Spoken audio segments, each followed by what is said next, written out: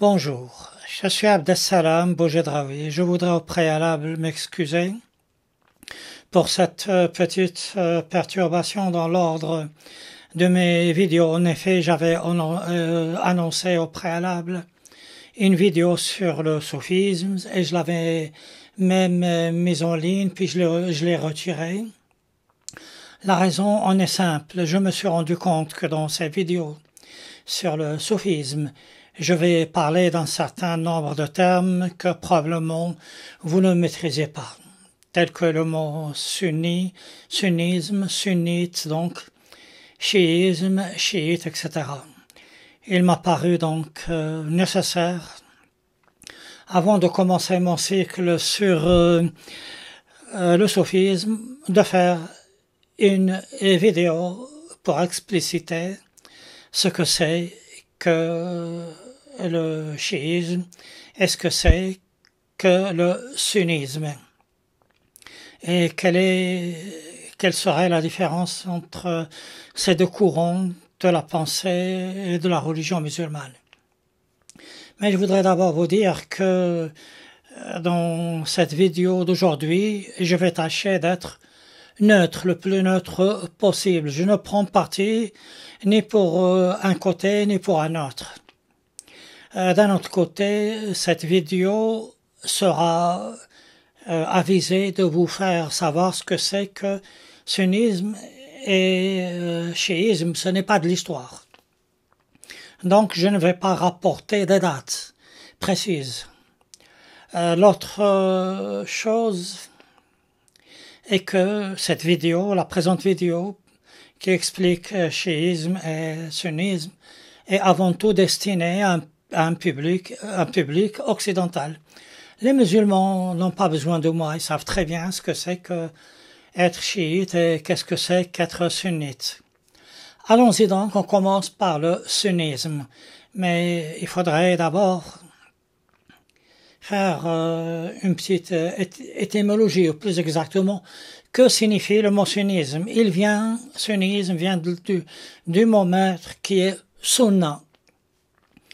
Alors, la sunna, d'où est dérivé le mot sunnisme et sunnite, est la chose fondamentale de quelque chose d'important, c'est-à-dire le fait de se référer en toutes circonstances à Dieu, à son message qui est le Coran et à son messager qui est le prophète de l'islam, Mohammed ou Mahomet. Donc la sunna, c'est le fait de se référer au Coran, au prophète ou bien aux deux. Mais ce mot de sunna existe encore, et vous le retrouverez dans le langage courant des musulmans. Ainsi, deux personnes musulmanes discutent entre elles et l'une d'elles va dire que voilà, je vieillis et bientôt je vais mourir. L'autre va lui répondre, cela fait partie de la sunna de la vie, en ce sens que cela fait partie de ces choses fondamentales et importantes de notre existence. Donc, vous voyez, ce mot, sunna, se rapporte à ces choses essentielles, fondamentales, mais qui sont en rapport avec Dieu, le Coran et le messager de Dieu. Alors, quels sont les éléments fondateurs du sunnisme? Le premier élément est l'élément suprême, bien sûr après la croyance en Dieu, et le Coran. Le Coran est la source suprême et ultime de la religion musulmane. Du temps du prophète, c'est le prophète qui l'a reçu en tant que versets dispersés dans leur ordre, qui descendent du ciel pour le prophète. Donc, et au fur et à mesure que le prophète de l'islam les reçoit en tant que révélation, il les transmet aux musulmans et il leur explique leur signification. Donc, l'élément essentiel de la sunna, c'est la référence au Coran qui est l'élément et le moteur suprême et essentiel de l'islam. donc le Coran. Mais il y a une chose importante que je voudrais souligner, c'est que le Coran, en tant que texte, dans sa forme littéraire et littérale. Alors, quand je dis cela, beaucoup vont dire intégrisme, fondamentalisme. Ce n'est pas cela. Si j'insiste, et ça nous le verrons dans quelques minutes, c'est qu'il y a une raison particulière qui est en rapport avec le chiisme. Donc, lecture textuelle, mais pas au sens intégriste ou extrémiste, lecture littéraire du Coran. Voici donc l'élément essentiel. Le second élément, c'est que le prophète de l'islam, Mahomet, durant toute sa vie, va entretenir les musulmans au niveau de leur religion. Il va leur dire des paroles concernant la vie de tous les jours, les problèmes qui se posent pour eux, l'explication de versets du Coran révélés, et ainsi de suite. Donc, les paroles du prophète sont très importantes et constituent le second élément de la sunna. Alors, ces paroles du prophète, tous les musulmans les connaissent sous le terme de hadith. Alors, le hadith, ce sont les paroles du prophète, mais dans un but de simplification, je vais utiliser des citations. Pourquoi citation? Parce que tout le monde sait ce que c'est, citation de Bouddha, etc. Le monde occidental, puisque je m'adresse avant tout à des occidentaux et habitués à ce terme de citation. Mais là, nous sommes dans une autre dimension que les simples citations. Mais donc, après la mort du prophète, les gens connaissaient les citations par cœur, parce que nous sommes dans la tradition orale essentiellement. Ces paroles et citations du prophète n'ont jamais été écrites de son vivant. Alors, tant que les gens étaient proches du prophète après la mort, les premières décennies, ça ne posait pas de problème. La mémoire des musulmans était présente. C'est-à-dire qu'il y avait le Coran, tradition orale, qui sera repris et réécrit. Mais on ne va pas, dans un premier temps, puisque tout le monde le connaissait comme je le dis, les écrire. Ce n'est que bien beaucoup plus tard qu'on s'est aperçu de l'importance de ces citations, de ces hadiths du prophète Mahomet, prophète de l'islam. Et il a fallu les rassembler. Et ce sera le travail de quelques scientifiques de l'islam qui vont parcourir le monde musulman à la recherche des survivants, de ceux qui se rappellent de ce que leur ont dit leurs grands-pères et même arrière-grands-pères à propos des paroles et des hadiths du prophète. Ces personnes-là vont faire un travail de tri, de comparaison de différents textes. Ils vont inventer une méthode moderne qui est la philologie et l'heuristique. Cette méthode sera reprise ultérieurement par les humanistes du XVIe siècle pour créer leur corpus de textes anciens. C'est réellement quelque chose de très très rigoureux. Ils vont donc compiler les paroles du prophète en trois groupes. Un groupe qui est véridique, sahih. Sahih veut dire véridique, avéré, fiable. C'est-à-dire, comment ils disent que ça c'est fiable? C'est-à-dire que le monsieur, le grand savant, qui va chercher et compiler, et récolter à travers le monde musulman les paroles du prophète, lorsqu'il a deux sources différentes d'un même texte, d'un même discours, d'un même hadith, d'une même citation, il va la considérer comme fiable. Et s'il n'a qu'une seule source, et quand il compare avec d'autres citations fiables, d'autres hadiths fiables, il la tient pour citation, pour hadith moyen. Et quand il n'a pas rien d'autre, mais que cela paraît plausible, il va dire que c'est de sources faibles. Et le génie et le grand mérite de ces grandes personnes est de citer leurs sources. Ils vont dire, Voilà, j'ai interrogé telle personne qui m'a dit que je tiens de mon père, qui lui-même tient de son grand-père, que le prophète a dit en cette circonstance ceci.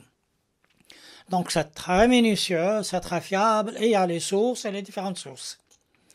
Donc il y aura une compilation des œuvres et des paroles de prophètes dans de grands ouvrages. Ces ouvrages sont très connus, on les appelle tous des sahih. Il y a le travail et l'ouvrage effectué par un grand savant érudit qui s'appelle Bukhari, donc on aura Sahih al-Bukhari, et puis l'autre livre qui comprend, je le rappelle, les paroles du prophète. À côté de Bukhari, on aura le Sahih de Muslim, puis de Tirmidhi, puis de Daoud. En tout et pour tout, il y a 4 ouvrages qui relatent les paroles et les hadiths du prophète et qui portent tous le nom de Sahih pour dire que c'est véridique et que ces paroles sont fiables. Alors donc, je fais un petit récapitulatif, un petit résumé. Donc dans la Sunna, c'est d'abord le Coran en tant que lecture littéraire. Ensuite, on se base sur les paroles du prophète qui ont été compilées de ce qu'on appelle de Sahih. Bukhari, Muslim, Tirmidhi et Daoud. Mais ce n'est pas fini, il y a une troisième source qui est la biographie du prophète, c'est-à-dire sa vie. Mais le plus important, c'est le Coran et les paroles du prophète. Alors, la biographie du prophète a été écrite après la mort du prophète par un homme qui s'appelle Ishaq. Quelques décennies après, un calife voudrait revoir cette biographie, cette vie de prophète de l'islam et voir s'il n'y a pas quelque chose à revoir, donc à corriger éventuellement. Il va nommer un savant, un grand théologien qui s'appelle Ibn Hisham. Ibn Hisham va réunir autour de lui un groupe de savants, d'érudits, de théologiens qui vont étudier la biographie du prophète de Ishaq et ils vont tout vérifier. Mais alors un travail minutieux en fonction du corpus qu'ils ont, en fonction, c'est-à-dire des paroles du prophète, de ce qu'ils savent par rapport à l'entourage, par rapport aux documents autres que la biographie bien sûr, dont ils ont à leur disposition.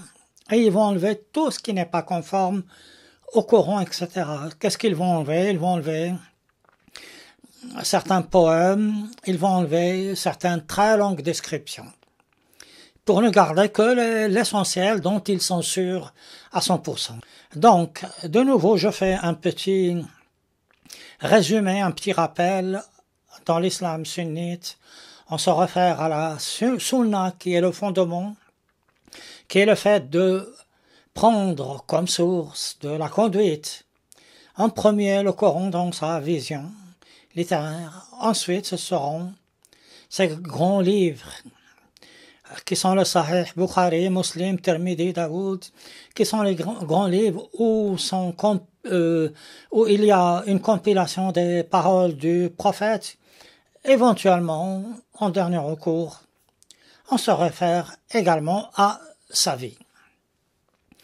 Voilà, mais ce n'est pas encore fini. Pourquoi? Parce que tout cela, il faut en faire quelque chose de cohérent, en faire un dogme, gérer la jurisprudence. Et les musulmans vont beaucoup faire pour la jurisprudence moderne et pour la casuistique, et mettre un peu de philosophie, etc., un peu de théologie. Pour faire quelque chose de cohérent, ce sera le travail de 4 grands imams. Quand je dis imams, ce ne sont pas quelque chose qui est le clergé, ce sont des gens qui vont œuvrer. Alors il y a 4 imams qui vont grouper Coran, paroles du prophète, casuistique, tout le reste, donc jurisprudence, pour en faire quelque chose de global. Et cela va donner les 4 courants que l'on connaît, le courant malikite, le courant hanbalite, le courant chafiite et le courant hanafite. Alors, ces courants sont dispersés selon une disposition géographique. Ainsi, dans le Maghreb, c'est le courant malikite qui prédomine. Il faut savoir que sur le fond lui-même, il n'y a pas grande différence entre ces courants.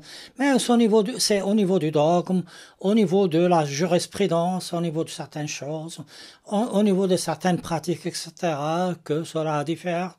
Mais cela reste tout le temps la sunna et ces quatre grands savants érudits, ces quatre grands imams, n'ont pas la même importance que l'on va retrouver chez les chiites, et nous verrons cela très rapidement.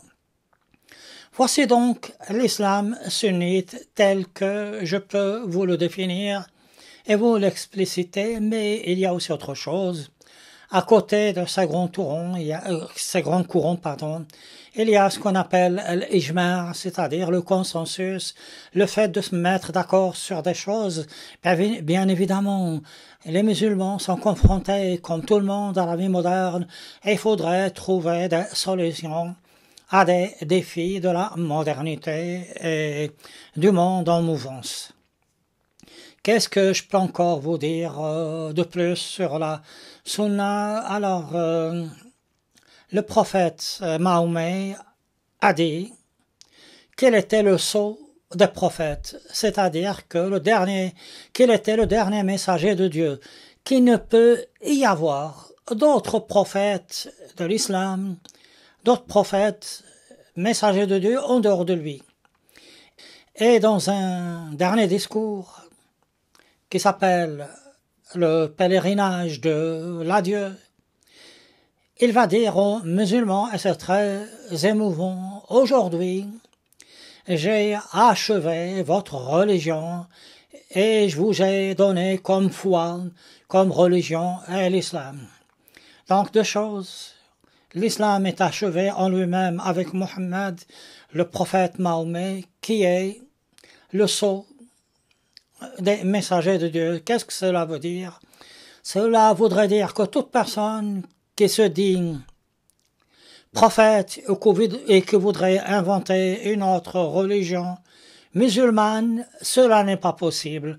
Alors je vous le dis parce que vous allez rencontrer essentiellement au niveau des États-Unis, avec l'avènement de l'islam dans ce grand pays, des prophètes et des courants dits islam nouveau. Cela n'est pas possible, cela est strictement incompatible avec l'islam, qu'il soit sunnite ou chiite. Donc, je suis désolé, mais je refais un petit résumé, un petit rappel. L'islam sunnite est donc le fait de se référer en toutes circonstances à la parole de Dieu, qui est le Coran, à la conduite du prophète, les paroles du prophète, qui sont réunies dans 4 livres, qui sont les sahih, et en fin de compte, de suivre un grand courant de pensée générale, et éventuellement, dans les cas difficiles, les nouveaux défis, ce sera l'ijma' qui est le consensus. Évidemment, je vous donne un grand aperçu. Voilà donc ce que c'est que le sunnisme qui se rapporte, je vous rappelle, à la sunna. Qu'est-ce que c'est que le chiisme? Alors, pour comprendre le chiisme, il faudrait un petit rappel historique.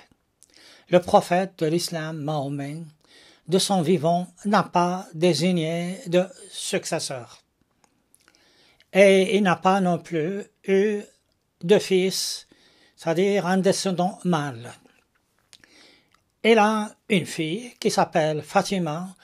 Fatima Zahra se marie avec un homme très proche du prophète et qui s'appelait Ali ibn Talib. Ali ibn Talib. Ali se marie donc avec la fille du prophète Fatima et devient le gendre du prophète. Il aura 2 enfants, un qui s'appelle Hassan et l'autre qui s'appelle Hussein. Ceci est très important et ce sera la base ultérieure du schisme. Ali et ses enfants, tout est là. Donc, Ali est le gendre du prophète, le mari de la fille du prophète. Fatima, il a 2 enfants, Hassan et Hussein. Hussein aura lui-même un enfant que l'on connaîtra plus tard par Zine al-Abidin al-Sajjad. Alors là, je peux vous dire que c'est une sommité de la bonté. C'est une sommité de l'humanisme, de la miséricorde, du pardon et de la clémence. Et je regrette amèrement que des intellectuels ont décidé de priver l'humanité des paroles et des prières de tels personnages, et même des soufis. Donc voici donc une petite vision. Donc le prophète n'a pas désigné de successeur. Il a toujours dit, il a toujours répété, les affaires des musulmans sont avant tout et surtout une affaire de consensus, une affaire de shura. La shura signifie le fait de se consulter entre soi. C'est une explication et de prendre une décision collective sur laquelle on va trouver un consensus, mais une décision qui est en rapport avec le Coran, bien évidemment, ce n'est pas n'importe quelle décision. À la mort du prophète s'opposait le problème de la succession. Alors certains vont dire que celui qui va devenir calife, attention au mot et à la signification du mot calife. Calife a une signification puisqu'il vient de l'arabe khalif, qui veut dire celui qui prend le relais. Ce n'est pas un terme comme roi, sultan, empereur. Cela ne signifie que cela. Alors qui va donc succéder et qui va guider les musulmans? Alors, dans un premier temps, le choix sera facile. Il va se reporter sur Abu Bakr Siddiq, qui était l'ami intime et fidèle compagnon du prophète. Mais par la suite, ce sera, puisqu'il va mourir à sa mort, et puis les autres califes vont mourir, on arrive autour de Ali ibn Talib, qui est le genre de prophète. Il y a une idée qui va se propager. C'est que celui qui mérite d'être le successeur, le digne successeur du prophète, doit faire partie de la famille du prophète, ce qu'on appelle Ahlul Bayt. Alors, l'idée, quand elle se propage, on pourrait dire que c'est quelque part une shia. Alors, le mot shia, il faut maintenant qu'on en parle, il n'existe pas encore. Pour l'instant, nous sommes dans quelque chose qui est la propagation. Alors, le mot shia a bien sûr ce sens qui est pas très connu de la propagation, mais également le sens de partisans. Il y aura donc des partisans de l'idée que c'est à Ali qui revient la dignité de calife. Donc, et nous sommes au début de quelque chose qui est le balbutiement de la Shia. Nous ne sommes pas dans la structure chiite, pas du tout. Alors donc, on désigne Ali, mais il y aura une contestation. Ali, qui est le genre du prophète, et qui a des adeptes, et qui fait partie donc de la famille du prophète. Certains vont dire non, ce ne sera pas Ali qui doit être prophète, ce sera quelqu'un d'autre qui s'appelle Muawiyah. Il y aura une discorde. Et Ali, qui était quelqu'un de très bon, de très fidèle à l'esprit de l'islam, va dire, puisqu'il y a une discorde, puisqu'il y a un conflit, je me démets de mon califat et je le soumets à la shura, au consensus, à l'approbation des musulmans. Muawiyah va désigner quelqu'un pour le représenter et Ali va désigner quelqu'un pour le représenter, lui également, au niveau des musulmans.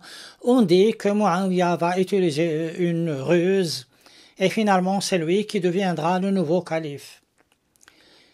il y aura une frustration de la part des partisans de Ali ibn Talib, de Ali donc, les futurs chiites, qui tiennent, qui pour eux, c'est Ali qui mérite d'être le calife, le calife.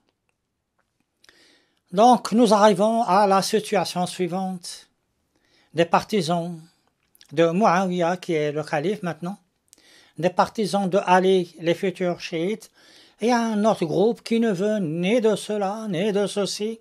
Ce sont les Khawarij, qu'on appelle les Kharijites, si vous voulez. Alors on dit, ça s'arrête aux historiens de répondre mieux que moi à cette question, que les Khawarij, je ne les accuse pas, semble-t-il, vont envoyer des personnes pour assassiner les deux. Alors Ali sera assassiné alors qu'il faisait la prière. Pourquoi? Parce que Ali, comme je l'ai dit, c'est un très bon gars, c'était quelqu'un qui n'était pas pour le pouvoir, pour avoir des gardes-corps. Donc il meurt assassiné. Muawiyah, lui, va s'entourer de gardes-corps, s'entourer de...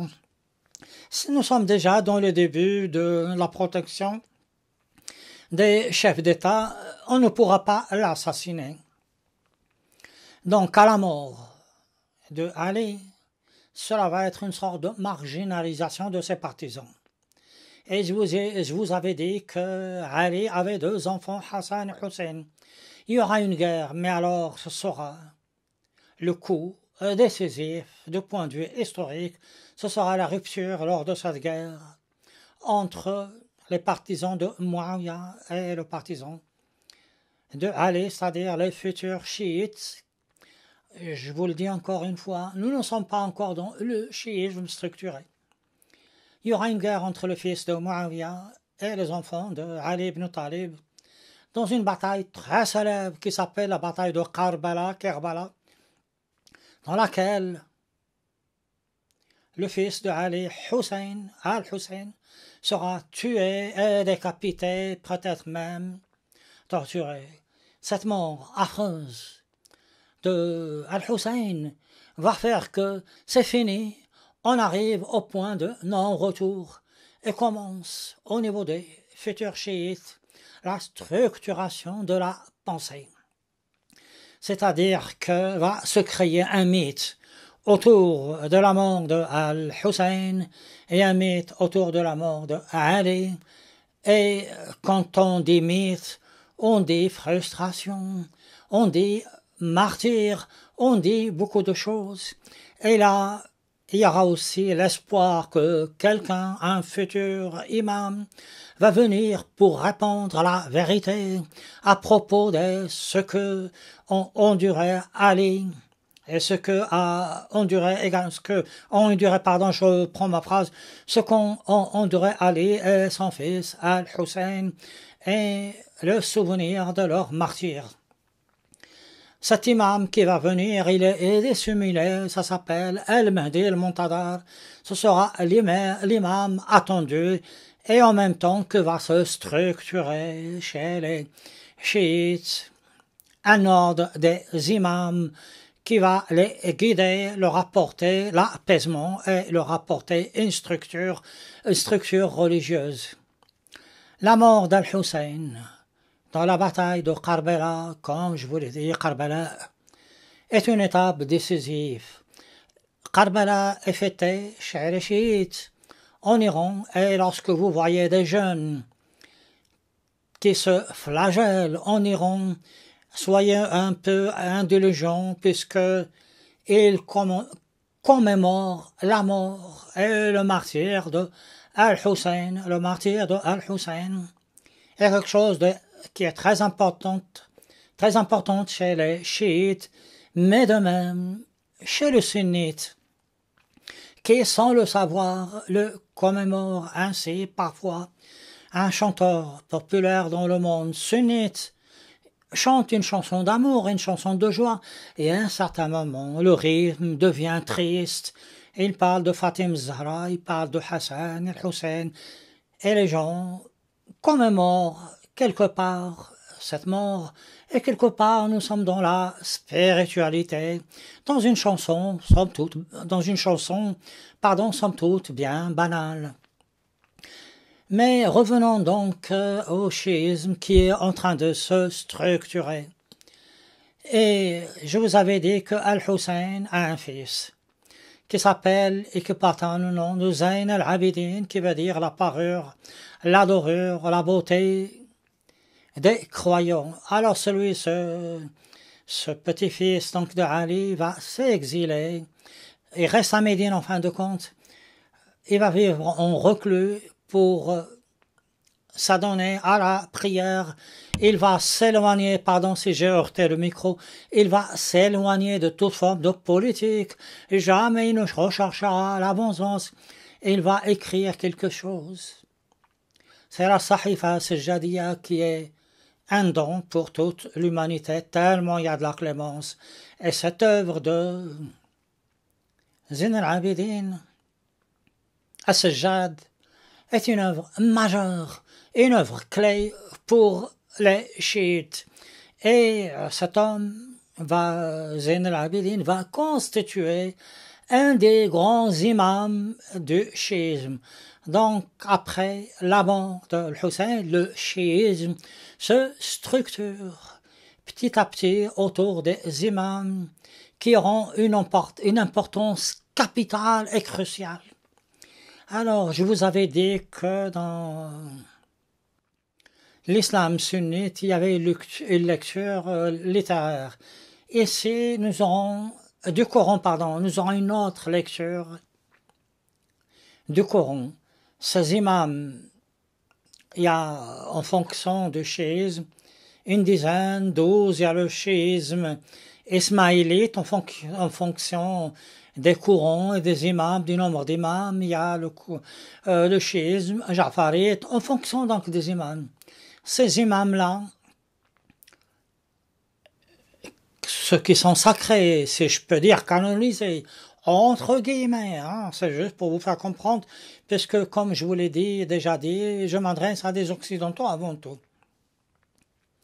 Les imams, canonisés ou non, et ceux qui vont venir, eux seuls savent et peuvent lire le Coran, puisque à côté de la lecture textuelle, il y a une signification cachée qu'on appelle ma'na, pardon, là je heurte, je suis désolé, là je heurte.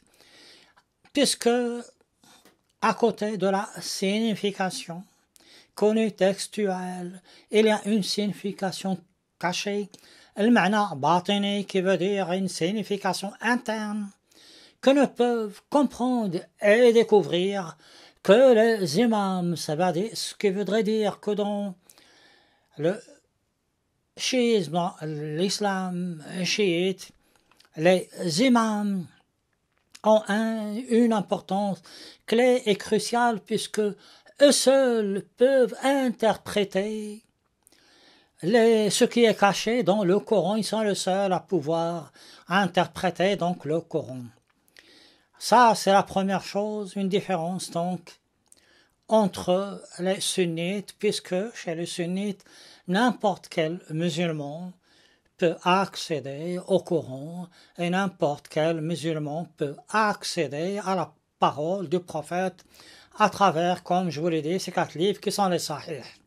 Ici, uniquement, les chiites lisent le Coran. Ils ont tous un Coran, mais son explication intime, intérieure, est de l'ordre des imams. Je vous avais dit que dans le sunnisme, on se réfère à l'action, au fondement du prophète, à travers les paroles qu'il a dites, et par rapport également à sa vie. Ici, chez les chiites, on va se référer aux paroles de Ali et à la conduite de Ali, et bien sûr également à la conduite de Hassan et Hussein, les enfants de l'imam Ali, puisqu'il est appelé imam Ali, gendre du prophète et époux de la fille du prophète de l'islam, Mahomet, la fille du prophète, c'est-à-dire Fatima.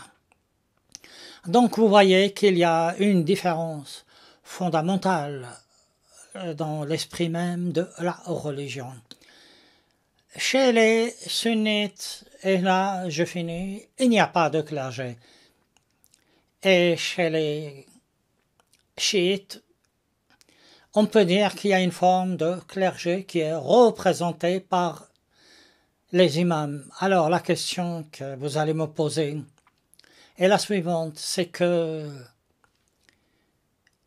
comment est-ce que dans ce que je vous ai dit, une spiritualité aussi importante, aussi intense, puisse survenir et avoir lieu. Au niveau du chiisme, avec le martyre d'Al-Hussein et avec l'œuvre de Zayn al-Abidin, cela peut s'expliquer. Chez les sunnites, cela est d'un autre ordre, j'en parlerai en temps voulu. J'espère qu'avec mes explications, vous savez ce que c'est qu'être sunnite, ce que c'est qu'être chiite, et que vous savez maintenant faire la différence entre les deux. Je suis désolé, je ne prépare, comme je vous l'ai dit à chaque fois, je ne prépare jamais mes vidéos à l'avance. Prochaine vidéo, promis, on rentre de plein pied dans le soufisme. D'ici là, portez-vous bien et vous le pouvez bien.